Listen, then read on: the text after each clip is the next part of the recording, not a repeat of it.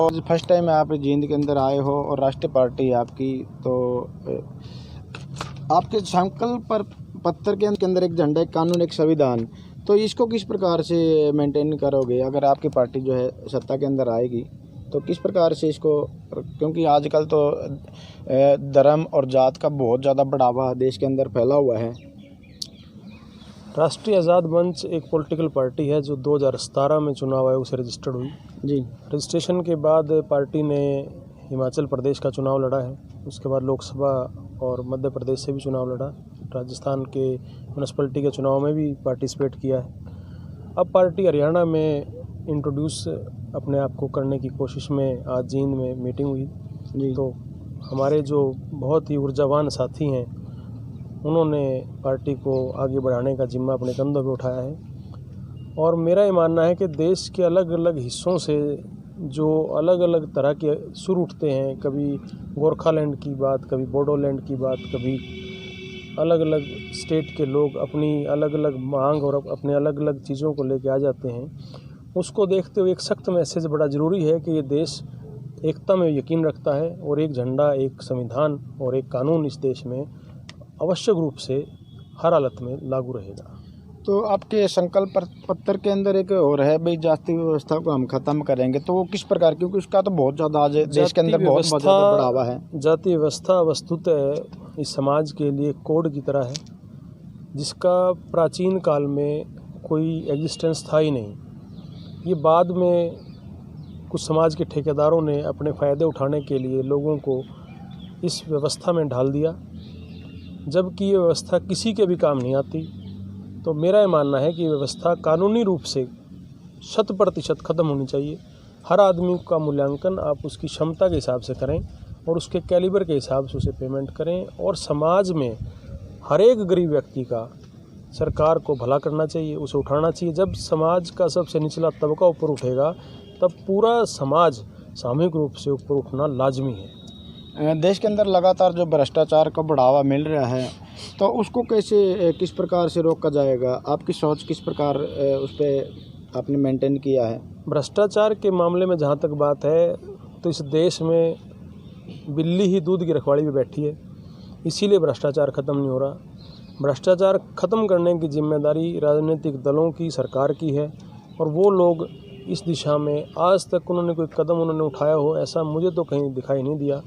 क्योंकि भ्रष्टाचार एक ऐसी समस्या है जिसका खात्मा महज 24 घंटे में संभव है, लेकिन ये लोग क्योंकि सीरियस नहीं है इसलिए उस दिशा में सोचते नहीं। या ये भी कह सकते हो कि हो सकता है ये लोग खुद इतने बड़े भ्रष्टाचारी और भ्रष्ट हों कि इनको वो सुझाव जो है या वो समाधान जो है दिखाई ही ना देता हो।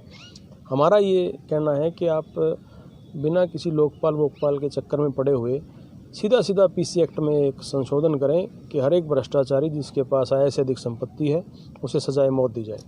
आज लाखों की संख्या में किसान दिल्ली के अंदर बैठे हैं, लगातार 50 से ज़्यादा दिन हो चुके हैं, और केंद्र सरकार बिल भी इस टाइम भी चुप बैठी है। तो क्या लगता है आपको कि ये जो बिल है ये वापस नहीं हो सकता? देखिए, जब रोम जल रहा था तब नीरो चैन की बंसी बजा रहा था। आज इस देश में भी लगभग वही स्थिति है कि पूरा देश उबल रहा है, जल रहा है। देश का हर एक नागरिक आंदोलन कर रहा है, आंदोलनरत है, परेशान है, और सरकार इनको थकाने की नीति पर चल रही है कि थक के खुद चले जाएं। इनको तरह तरह से इस आंदोलन को सबोटाज करने की कोशिश करें। कभी इनको खालिस्तानी बताते हैं, कभी कहते हैं कि लंगर में काजू बादाम क्यों खा रहे हैं, ये आंदोलन में काजू बादाम खा रहे हैं, गजरेला खा रहे हैं, दूध पी रहे हैं। तो आप क्या चाहते हो कि भूखे रह के या भूखे मरते लोग ही आंदोलन करें? जहाँ तक मुझे याद है, मैंने इतिहास अच्छे से पढ़ा है, भूखे मरते लोगों ने तो क्रांतियाँ की हैं, आंदोलन नहीं किए। ये लोग आज अगर आंदोलन कर रहे हैं तो सरकार का ये फ़र्ज़ है कि इस आंदोलन को समझे और इनकी डिमांड को समझे और अपनी हठधर्मिता छोड़ के ये आंदोलन जिस मुद्दे के लिए है, वाकई में कृषि बिल इस देश के कुछ चंद पूंजीपतियों के लिए या सरकार में बैठे उनके नुमाइंदों के लिए तो बेनिफिशियल हैं, लेकिन आम आदमी के लिए ये बेनिफिशियल नहीं है। तो डॉक्टर अजय चौटाला का बयान है, तभी जो कानून है ये रद्द नहीं हो सकते, इसके अंदर फेरबदल हो सकता है, संशोधन हो सकता है। डॉक्टर अजय चौटाला सरकार के सत्ता के मज़े ले रहे हैं, तो वो सरकार की भाषा बोलना उनकी मजबूरी है। लेकिन जो आदमी सरकार की मलाई नहीं खा रहा, क्योंकि भीष्म पितामह ने भी जब ज्ञान की बात शुरू की थी, जब उनके शरीर से दुर्योधन का खाए हुए अनाज का सारा खून निकल गया था। अभी ये लोग सत्ता का खा रहे हैं, तो ये सत्ता की बात कर रहे हैं। जिस दिन ये लोग सत्ता का खाना बंद कर देंगे, उस दिन ये आम आदमी की बात करेंगे। तो जिस प्रकार सत्ता में बैठे जो कुछ मंत्री भी हैं, विधायक भी, सांसद, उन्होंने किसानों को खालिस्तानी तक बोल दिया, क्या ये सही है? ये उनकी समझ है, ये उनकी छोटी सोच है। मैं खुद चंडीगढ़ से हूँ, मैंने तो वहाँ पे आज तक पिछले 20 साल में किसी भी आदमी को खालिस्तान की बात करते नहीं सुना। पंजाब मैंने पूरा विज़िट किया है, इसी लॉकडाउन के दौरान सुना, मभौर, फाजिलका से लेके फिरोजपुर तक मैंने पार्टी की मीटिंगें करी हैं। मुझे तो कहीं पे कोई भी आदमी खालिस्तान की बात करता नज़र नहीं आया। रादर ये आंदोलन, क्योंकि इस बार एक ऐसी कौम के हाथ में है, सिख, जो सदा से इस देश के लिए, धर्म के लिए, समाज के लिए लड़ते रहे हैं और सही के लिए लड़े हैं। वो लोग बलिदान दिए उन्होंने, तो इस आंदोलन को वो लोग पार लगा के हटेंगे। और आंदोलन सही चीज़ को लेके है। खालिस्तान जैसी कोई अवधारणा ना कभी थी, ना कभी है, ना कभी होगी। और तो लगातार जो बीजेपी पार्टी सत्ता में है और काफ़ी उन्होंने परियोजनाएं निकाली है और लगभग सारी की सारी फैल होती नज़र आ रही, तो इस पर आप क्या कहना चाहोगे? क्या ये सिर्फ राजनीतिक एजेंडा बना रखा है या देश के लिए भी कुछ सोच रहे हैं? वस्तुतः जब आप देश के लिए कुछ सोचते हो और आप ज़मीन पर उसे करते हो तो उसका असर भी साफ नज़र आता है। लेकिन क्योंकि देश के लिए कुछ हो ही नहीं रहा, तो आपको ज़मीन पे भी कुछ नज़र नहीं आएगा।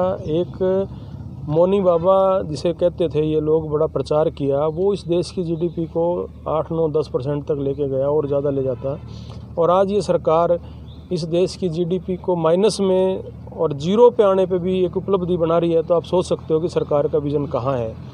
वस्तुतः सरकार का विज़न सिर्फ आज खून चूसने पर ही है, इसके अलावा कुछ नहीं है।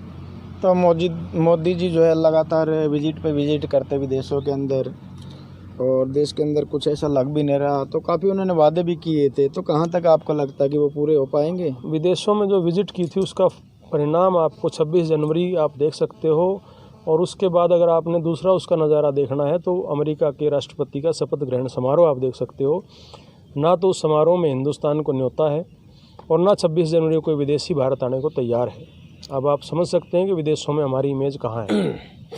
तो लगातार वो मन की बात करते हैं और मुझे नहीं लगता कि किसी ने उनके मन की बात सुनी। क्या आपने सुनी है कभी उनके मन की बात? वस्तुतः सत्ता में बैठे किसी भी नेता को अपने मन की बात नहीं करनी चाहिए, उसे लोगों के मन की बात सुननी चाहिए। यहाँ उल्टा हो रहा है, मन की बात सुनाई जा रही है। हम किसी के मन की बात क्यों सुने? वो मन में क्या सोचता, हमने उससे क्या लेना है? वो हमारे मन की सुने, हमारे मन की करे, पब्लिक के मन की करे, तब तो उसका फ़ायदा है। अदरवाइज़ तो वो सूखा ढिंडोरा ही बजाना है, कुछ नहीं है, नथिंग एल्स। तो क्या लगता है किसान जो दिल्ली के अंदर बैठे हैं वो उकसाए गए या अपनी अधिकारों के लिए बैठे? क्योंकि वहाँ से जो लगातार बातें निकल रही हैं पार्टी से, सत्ता पार्टी से, तो वो ये बोल रहे हैं कि किसानों को उकसाया गया है। किसान का बेटा आज वकील भी है, जज भी है, डॉक्टर भी है, इंजीनियर भी है, प्रोफेसर भी है। उसे कौन उकसा सकता है? वो समझदार है, उसके घर में सब पढ़े लिखे लोग हैं। पंजाब से आंदोलन चला, पंजाब के तो हर घर से लोग विदेश गए हुए हैं। जितनी बड़ी बड़ी गाड़ियाँ ये नेता लेके घूमते हैं, उतनी तो वो साल में एक दो वेस्ट करके फेंक देते हैं।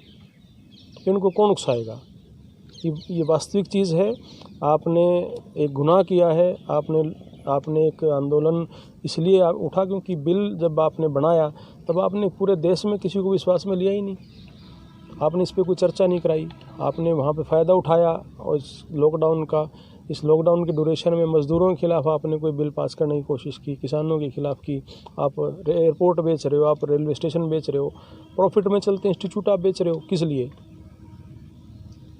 तो जींद के अंदर अभी कल ट्रायल हुआ है कोरोना वैक्सीन का, इंजेक्शन लगाए गए हैं, तो क्या लगता है आपको ये सफल हो पाएगी? देखिए, कोरोना वैक्सीन जो है आज एक महामारी है, WHO ने इसे डिक्लेयर किया जी। तो एक महामारी के तौर पे जब ये सामने आई तो कुछ देशों में इसने प्रभाव भी दिखाया। हिंदुस्तान में भी कुछ इसका प्रभाव रहा। इसकी वैक्सीन आई है, लोग लगवाएंगे, जो भी रिजल्ट आएगा पता लग जाएगा। तो आप किसान आंदोलन का समर्थन करते हैं? 100% करते हैं जी। हर एक आदमी जो दिमाग रखता है, जो बुद्धि रखता है, ठीक है, जो सोचने समझने की क्षमता रखता है वो उसको किसान आंदोलन का समर्थन जरूर करना चाहिए। और मेरा ये मानना है कि जो लोग इस किसान आंदोलन का समर्थन नहीं कर रहे, किसानों को और आम आदमी को उनका बहिष्कार भी करना चाहिए। हमने तो बाकायदा लिखा है कि अडानी, अंबानी, रामदेव वगैरह का बहिष्कार करो, होना भी चाहिए ये लोग, क्योंकि इतने बड़े बड़े देश के उद्योगपति हैं, इनके पास पैसे हैं, सब कुछ है। लेकिन इनको खुद सरकार को कहना चाहिए। ये हमें समझा रहे हैं कि हम कारपोरेट से हम खेती नहीं करेंगे, ये नहीं करेंगे, वो नहीं करेंगे। इतने बड़े बड़े आपने फिर ये स्टोर किस लिए बनाए हैं? आपकी निगाह किस लिए है? आप इसमें रिटेल मार्केटिंग में क्यों आना चाह रहे हो? तो जिस प्रकार दुष्यंत चौटाला डिप्टी सीएम हरियाणा के और हमारे जो मुख्यमंत्री खट्टर साहब, उन्होंने कहा कि जो कृषि कानून है इससे जो किसानों का कोई भी नुकसान नहीं होना वाला और बल्कि उनके लिए बहुत ज़्यादा बेनिफिट है। तो ये कहाँ तक आपको लगता है कि इसका बेनिफिट है? आप एक एडवोकेट भी हैं। गिलास में जब आधा पानी होता है तो किसी को उसमें वो गिलास आधा भरा दिखाई देता है, किसी को आधा खाली दिखाई देता है। अपने अपने नज़रिए की और सोच का फ़र्क है। हमें जो समझ आया है, हमने जो विश्लेषण किया है, हमारे उसमें ये है कि भाई ये आंदोलन 100% सही है, सही चीज़ को लेके है और ऐसा होना चाहिए कि ये कानून रद्द होना चाहिए। जी, थैंक यू।